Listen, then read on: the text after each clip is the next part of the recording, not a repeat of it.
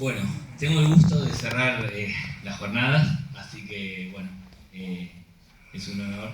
Y bueno, teniendo en cuenta que fue una jornada larga, dura, con bajas, me presento rápido, hago un pequeño desvío y voy al corazón del problema. Mi nombre es Nicolás Martínez, soy profesor de la Universidad Nacional de Mar del Plata, de la Cátedra de Filosofía Medieval, y damos todos los años un seminario que se llama Homo Ludens, que rastreamos una mirada histórica del juego, en clave filosófica, sobre todo ética, desde la tarde antigüedad hasta nuestros días. Y también dirijo un proyecto de extensión, del cual hay muchos que están aquí que me han acompañado hasta el día de hoy, que tiene que ver con los juegos de mesa como dispositivo de socialización, que es fundamentalmente hacemos encuentros en el Club Español de Mar del Plata. Bueno, el trabajo tiene que ver con un juego de cartas, el Eleusis. Ahora voy a comentar, sobre todo sé que acá es un público del juego, así que voy a comentar un poco de qué trata el juego y hago el pequeño desvío para ir al corazón del asunto.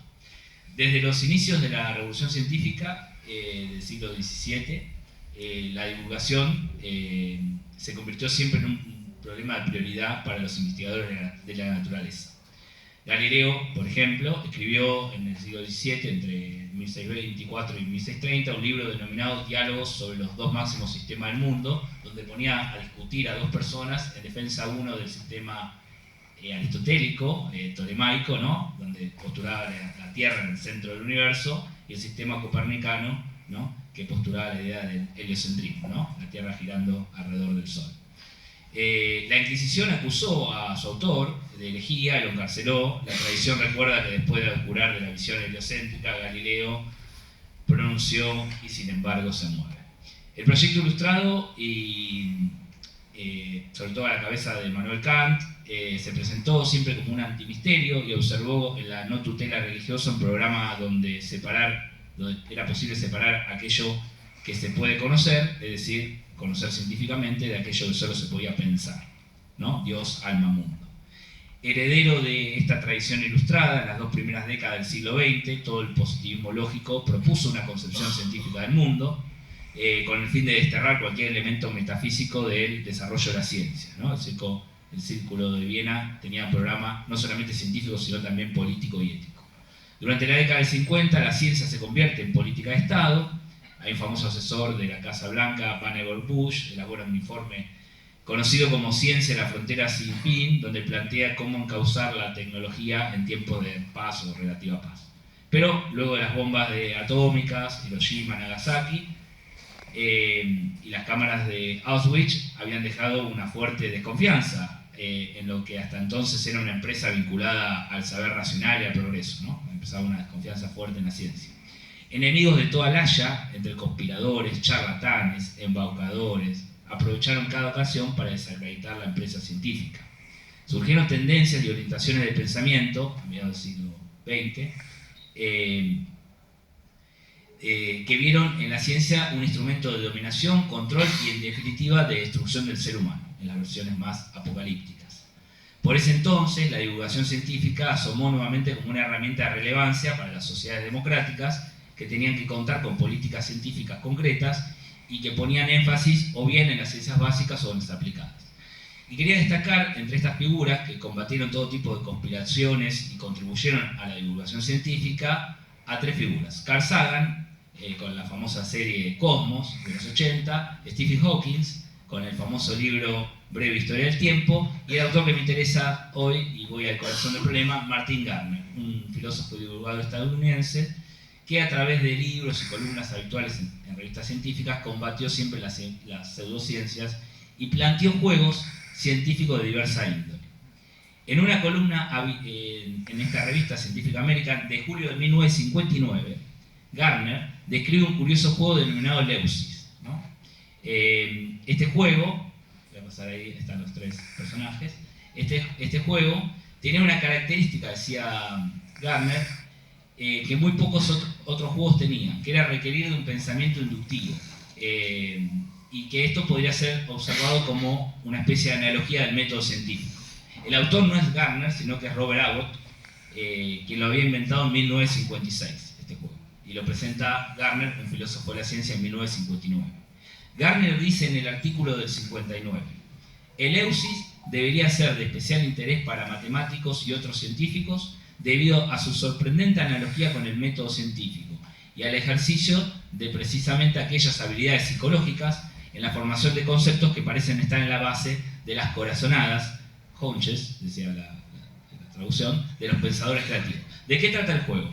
Voy rápido, acá están también Abbott, Gardner en el medio y la revista Scientific American. Abbott, Juan Duro. ¿De qué trata el juego? El Eleusis fundamentalmente se puede jugar con cualquier mazo de cartas. Lo que se hace es se le reparte una cantidad igual a varios jugadores de cartas, y hay uno de los jugadores que no participa, no recibe cartas, que escribe una regla secreta en un papel. Entonces, escribe una regla secreta, por ejemplo, de ese estilo que puse ahí. Luego, supongo que se puede jugar con las cartas españolas o las francesas. Luego de un diamante van 2 picas, y en cualquier otro caso, cualquier carta es correcta. Ese es el patrón que se tiene que seguir. Y todos los jugadores van a tener que, el objetivo de los jugadores es descartarse las cartas, acertando y tratando de tratando de conocer cuál es el patrón que solo sabe Dios. Esta regla solo la conoce Dios, o el creador de la naturaleza. El juego original está como ambientado en un Dios que crea una regla, y los jugadores van a tener que tratar de colocar una regla. Supónganse, primer carta, un as de corazones, ¿no? La regla dice, luego de un diamante van 2 picas, entonces ahora podría ir cualquier carta, porque la única regla que importa es esta, luego de 2 diamantes van 2 picas, y en cualquier otro caso cualquier carta es correcta, así que ahora cualquier carta es correcta. ¿Se me fue? Bueno, así que entra un diamante, es correcta, ¿bien? Pero luego de un diamante van 2 picas, ahora ya no es cualquier carta correcta, entonces esta carta es incorrecta. Fíjense que el juego se va desplegando y va quedando una hilera, la principal, las cartas correctas, y las cartas incorrectas van quedando a la vista donde ocurrieron el fallo. ¿Me siguen más o menos? Entonces también uno va pensando cuáles son las cartas que van triunfando y cuáles son las cartas que fueron fallando y en qué momento fallaron. La siguiente carta es correcta. Luego de un diamante van 2 picas. Ya tenemos la primera pica. Bueno, cae otra pica, correcta. Fíjense que estas cartas las van colocando los distintos jugadores, ¿no? El Dios castiga al jugador que erra. O sea, si alguien pone una carta y erra, Dios le da 2 cartas. El doble de cartas. Y se pueden jugar secuencia de cartas, no avanzo. Bien, la siguiente es correcta porque después de las picas no dice nada la regla secreta, ¿no? Vale cualquier carta. Así que el corazón ese está bien. Esta está bien también, ¿no? Ahora se traba el juego otra vez y necesito una pica, ¿no? Esa carta otra vez es errónea porque no es una pica. Bueno, los jugadores van viendo ese patrón y hay un momento en el juego que algún jugador puede tomar el rol del profeta. Es un nuevo rol. Dice, bueno, yo antes de jugar una carta, dice, yo ya sé cuál es la regla, o piensa que la sabe. Entonces toma el rol del profeta y a partir de ahí se convierte en el Dios, sustituto del Dios. Entonces, un jugador pone una carta, el profeta dice si está bien o no, y Dios, es el garante último, dice si el profeta se equivoca o no. Esto, claro, genera una situación que el profeta recibe muchos puntos, pero también mucho castigo si se equivoca, y el sistema de puntuación está armado para que el que sea de Dios y ponga una regla, no ponga una regla ni tan difícil ni tan fácil. Este es el sistema, que quizás lo tome el Dixit o algo de eso del sistema de puntuación, ¿no? Ni una regla muy difícil ni muy fácil. Algunos la tienen que tratar de descubrir. ¿Bien? Bueno, finalmente, ¿a dónde voy con todo esto? Gardner dice, cuando presenta este juego, que al final del juego, claro, todos los jugadores tienen, alguno que quizás se descartó de todas las cartas y capaz que no sabe muy bien por qué y sospecha una regla, pero quizás no es esa. Entonces, al final del juego, se lee la regla y que ese gesto, dice Gardner, puede comprenderse de distintas perspectivas epistemológicas. Dice, por ejemplo, si el científico acepta la epistemología pragmática de, por ejemplo, William James o John Dewey, puede que no crea en la existencia del papel doblado directamente. No existe papel doblado. El papel donde está la regla. El funcionamiento exitoso de su hipótesis será el único sentido de su verdad. O bien coincidir con Bertrand Russell y otros en que la verdad de su teoría radica en su correspondencia con una estructura externa, aunque no tenga forma de captar esa estructura y desplegarla. Otra perspectiva podría ser la de Carnap y sus colegas, preguntar si existe un papel doblado, es decir, una estructura final de algún tipo en el que con las teorías científicas se corresponderían, es formular una pseudo pregunta. Bueno, como se ve, Gardner indica que el eleusis es una inmejorable herramienta para mostrar tanto el contexto de descubrimiento como de justificación de teorías científicas. Así afirma que el juego es también una analogía agradable, ya que las leyes básicas de la física son difíciles de detectar, porque una regla así que parece muy fácil, es muy difícil de detectar. Entonces los invito a que jueguen este juego, que realmente parece que el Dios hace una regla fácil, pero para los jugadores es muy difícil. Y esto tiene esa analogía con la ciencia. Generalmente resultan estar basadas en ecuaciones relativamente simples, dice Gardner. Bueno, el juego es explicado anteriormente no, el que expliqué recién no es el original de 1956, sino una versión del nuevo Eleusis que el propio Abbott desarrolla y que Gardner lo presenta en un artículo, les dije el primero en la década del 50, el segundo lo presenta en 1977. Casi 20 años después presenta el juego completo con esta versión del Profeta, que se puede jugar con o sin Profeta. Y claro, para mediados del 70 el contexto epistemológico es muy distinto en el 77. Sobre todo porque era muy conocida la obra de Thomas Kuhn. Voy a hacer una reducción ahora de Kuhn violenta, perdón para los que conocen, bueno, bien para los que no conocen, exagerar siempre es pensar, decía Ortega, así que vamos con eso. Claro, ¿qué dice Kuhn en la estructura de la revolución científica en 1962? Ahí nacía una nueva filosofía de la ciencia y con ella una nueva epistemología donde ahora se pondría el foco y la atención en los llamados factores extracientíficos. La cuestión metodológica, lógica, quedaba subordinada a otras cuestiones de la cultura, la economía, la religión, la política, etc. Kuhn va poniendo ejemplos del por qué el sistema copernicano triunfa en un momento y no triunfó antes de las teorías de la Tierra alrededor del Sol, porque ya eso se decía de la época de Aristóteles. Sin embargo, hay motivos que no tienen que ver con la lógica, con la experimentación, que hacen que las teorías se sostengan y que las teorías se abandonen, que tiene que ver con otros factores que él llama extracientíficos. Entonces, para mediados de los 70, estas teorías eran bien conocidas, ¿no? Y Kuhn mostró que la idea de que el conocimiento científico es resultado de métodos de razonamiento lógicos y observaciones empíricas no se ajusta en realidad a la historia de la ciencia. Así la cuestión del método queda subordinada, como decíamos, a la idea de paradigma que propone Kuhn y de la inconmensurabilidad. El paradigma es entendido como una matriz disciplinar, ¿no? Compuesta de generalizaciones empíricas, modelos, valores, presuposiciones metafísicas, etc.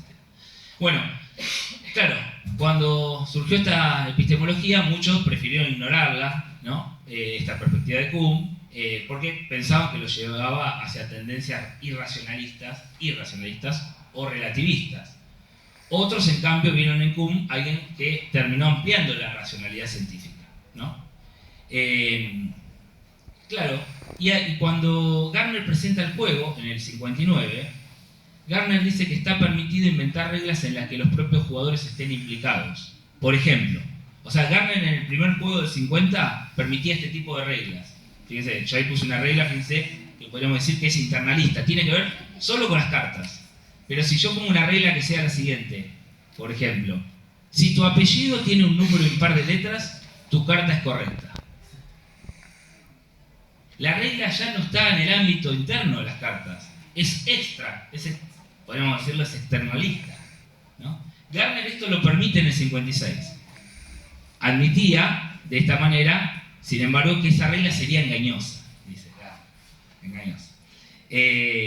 Claro, Gardner, yo busqué textos sobre Gardner de la época, y Gardner consideraba a Thomas Kuhn, primero, un filósofo de moda, que todos leían, y segundo, que lo pensaba a Thomas Kuhn como un causante, cito, de bufones fastidiosos y egocéntricos como Paul Feyerabend, que terminaban por postular cosas como todo vale, anything goes, todo vale. Claro, Gardner estaba de los pelos con esto. Era pelado igual. Por lo tanto, cuando Gardner presenta el Eleusis, en el 1977, yo miré los dos reglamentos, el de 56, que él dice son reglas engañosas, y el de 77, elimina esta posibilidad. Gardner dice, no jodamos con estas reglas. Y dice esto, bajo ninguna circunstancia, la regla secreta debe depender de circunstancias externas a las cartas. Claro, ahí Gardner. Ejemplos de reglas indebidas son aquellas como las que dependen del sexo, del último jugador, de la hora del día, si Dios se rasca la oreja, o sea, si Dios se está rascando la oreja, los jugadores ponen cartas y son válidas, cuando Dios se deja de rascar la oreja, deja de ser válida. Y cosas, claro, eran reglas ya, desde esta perspectiva, indebidas, que, claro, como las que proponía Figueroa.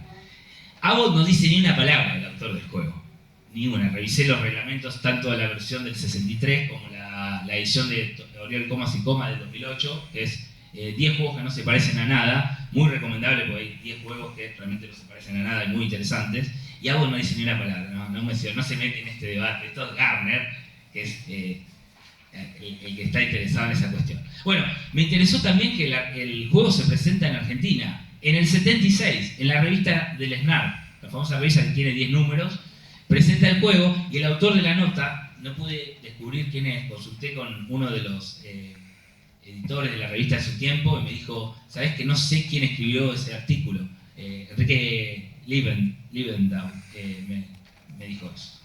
Bueno, pero el autor de la revista SNARP se metió en el tema también, y dice esto. Advierte e intuye que el juego puede ser menos ortodoxo, ¿bien? Y que las reglas se podrían aludir a características raras, dice, o una mirada marciana. Y dice esto: podríamos pensar que el número de la carta tiene alguna parte cerrada. El 6 tiene una parte cerrada, el 8 también, ¿no? El 7 no. Entonces, bueno, ¿eso qué es? ¿Externo o interno? ¿No? Parecen reglas que se salen de los típicos colores, ¿no? Claro, el autor del SNARP, había más juegos. Esa es la tapa de la revista SNARP. Fíjense que la tapa presentaba el juego, ese Dios, los jugadores. Era el tema de esta revista, era la presentación de este juego en ese momento. Y bueno, lo que decía, que esta mirada marciana, decía, pensar esto así, era como redescubrir los naipes. Es redescubrir el mundo. Si yo estoy pensando ahora que las cartas correctas son las que tienen un número, que tienen alguna parte cerrada. ¿Verdad? Raras. Bueno, pensé que el SNARP estaba más en consonancia con el espíritu de la nueva filosofía que con Garner. De todas maneras, Garner me parece que tiene el acierto de mostrar cómo, y ya concluyo con esto, de mostrar cómo a partir de esta innovación de Abbott es posible aprender sobre el funcionamiento del método científico de una manera experiencial y lúdica, y que Eleusis nos enseña al menos dos cosas, me parece a mí. Por un lado, la importancia de la inducción como método, que era lo primero que destacaba Garner, como método capaz siempre de ampliar el conocimiento, como lo habían sostenido las escuelas del positivismo lógico, ¿no? Y también el carácter siempre provisorio de nuestras ideas, falsable, como había propuesto, por ejemplo, la epistemología de Karl Popper. Sin embargo, el Eleusis nos permite adentrarnos en otra dimensión de la investigación científica, que no atiende ni la epistemología clásica, ni Garner, ¿no? Y que es esta importancia de los factores extracientíficos. Porque además del método inductivo, enseña cómo toda la empresa científica rebasa el propio terreno, la lógica, lo experimental, lo metodológico. Y que en efecto podemos observar esto, por lo menos en estas dos situaciones concretas del juego. En primer lugar, cuando hay un profeta, que los jugadores tienen incentivo para jugar cartas más arriesgadas, debido a que si el profeta erra, el profeta es derrocado y no tiene consecuencias para el jugador. Hay como incentivos distintos a conocer la regla. Yo quiero que se derroque al profeta, que es el otro jugador que puede ganar muchos puntos. Entonces le juego cartas difíciles para que el profeta erre.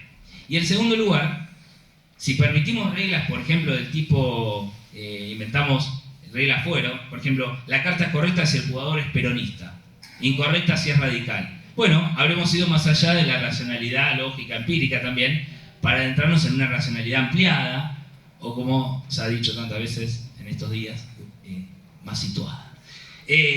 Kuhn no quiso en ningún momento defender un relativismo, ni mucho menos es un irracionalista, pero es más, el mismo Kuhn, esto es muy interesante, defendió la idea de la ciencia como un juego arreglado y donde es posible encontrar semejanza entre los juegos de rompecabezas o crucigramas. Esto lo trabaja perfectamente en ese libro famoso. Y que esos son los problemas finalmente de la ciencia normal, ¿no? Y así podemos decir que ante un mundo sin reglas, y ahora sí termino, donde pululan y dominan la pseudociencia, las teorías conspiratorias, los defensores de antivacunas, los terraplanistas, no debemos mantenernos indiferentes ante el acecho a la ciencia que se vive hoy en día, de distintos ámbitos, ¿no? Y que el filósofo viejo don Antonio Escotado señalaba hace un tiempo que con la naturaleza no valen las campañas de marketing, y que cada vez que nos acercamos o observamos más detenidamente a un fenómeno, siempre, sin excepción, el fenómeno cambia. Y entonces, o bien nos sentimos contrariados porque queríamos que fuera como pensáramos antes de investigarlo, o bien nos sentimos bendecidos y honrados porque la verdad nos desmiente.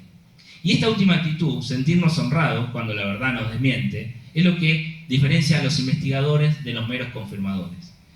Queda por último insistir que el juego Leusis puede ser todavía una gustosa invitación para el gran público, no solamente para desarrollar el espíritu de investigación, pensando en común con otros, sino también para advertir cómo la siempre esquiva e inagotable verdad, al final, premia a los pacientes. Muchas gracias.